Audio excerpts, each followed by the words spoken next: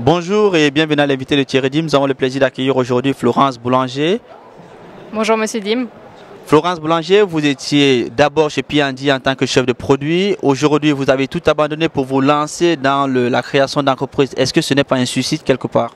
Oui, on peut dire un peu que c'était un suicide, mais c'était un suicide préparé, dans le sens que j'ai économisé beaucoup d'argent avant de me lancer dedans.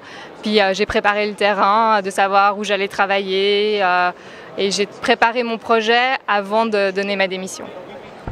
Si on prend par exemple les statistiques de l'année dernière, il y a eu beaucoup de créations d'entreprises. Mais est-ce que c'est aussi facile comme ça de créer une entreprise?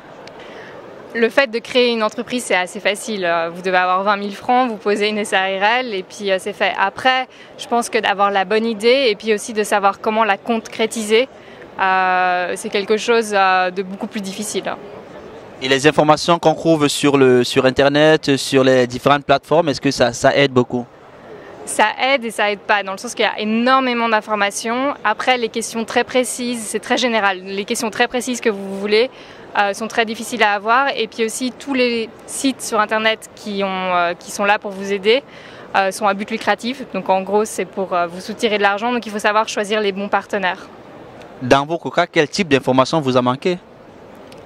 Pour moi, la première, c'était créer une SARL, c'est 20 000 francs, mais en plus, vous devez mettre 2 300 francs pour créer votre entreprise.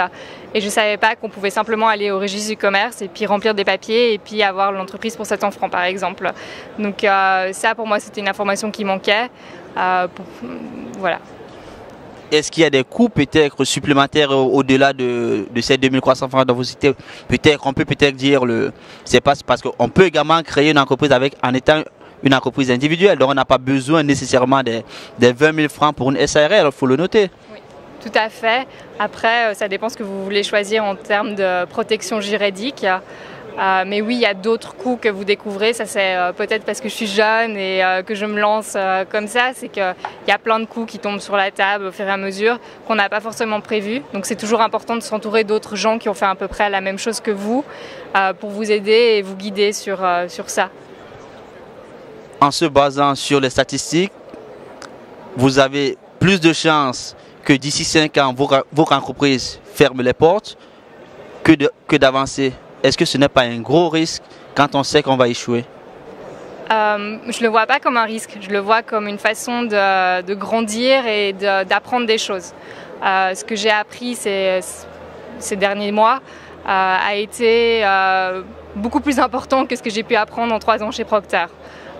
Vous êtes toute seule, donc vous devez régler les problèmes tout seul et au fur et à mesure, vous rencontrez énormément de gens quand vous créez une entreprise. Donc tout ça, c'est très enrichissant. Et la suite? La suite, encore d'autres sites internet, d'autres plateformes, s'étendent géographiquement. Merci Madame Boulanger pour ces explications. Quant à vous, nous vous donnons rendez-vous très prochainement avec un nouvel invité. Au revoir.